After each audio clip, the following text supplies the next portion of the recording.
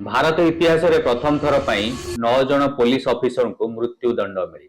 कौन पाई मृत्युदंड मिली ना 2020 रे तमिलनाडु रे एस जयराज एवं तांको पुओ बेनित से तांको मोबाइल शॉप रे जेतोले कोरोना चलथिला सेतोले लॉकडाउन समय रे जयराज कौन करथिले ना बेनित रो दुकान रे बसथिले एवं पुलिस आसी जयराज को उठे नहीं जाइथिले जे लॉकडाउन समय रे जेतोले बंद करबा समय ପରେ ତମେ କାହିଁ ଦୋକାନ ଖୋଲି ବସିଛ। ତାପରେ ବେନିତ କି ମଧ୍ୟ ଉଠେଇ ନେଇ ଯାଇଥିଲେ।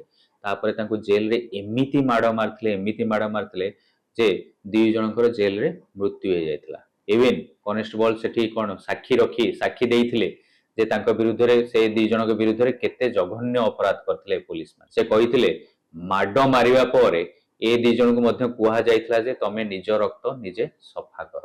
ଏବଂ ପ୍ରଥମେ ବେନିତର ମୃତ୍ୟୁ ହେଇଯାଇଥିଲା ଏବଂ ତାପରେ ଜୟରାଜଙ୍କର ମଧ୍ୟ ମୃତ୍ୟୁ ହେଇଯାଇଥିଲା। ଏବଂ ସେ ମୃତ୍ୟୁ ପରେ ଦୀର୍ଘ 6 ବର୍ଷ ପରେ ପ୍ରଥମ ଥର 9 ଜଣ पुलिस ऑफिसर जो माने से जघन्य कांडरे लिप्त थिले तांको फांसी दंड मिलिछि। एटा डेफिनेटली भारत इतिहास रे गोटे लैंडमार्क जजमेंट एवं एटा डेफिनेटली कौन करिवो ना जो ऑफिसर माने मन इच्छा एभली इलीगल काम करूचंती तांको विरुद्ध गोटे चेकमेट दबो जे से माने सबु बेले एमती एक्शन नहीं बंची पारिबे नाही। दर्शक बंधु आपनकर मतामत कौन निश्चय जणाइबे।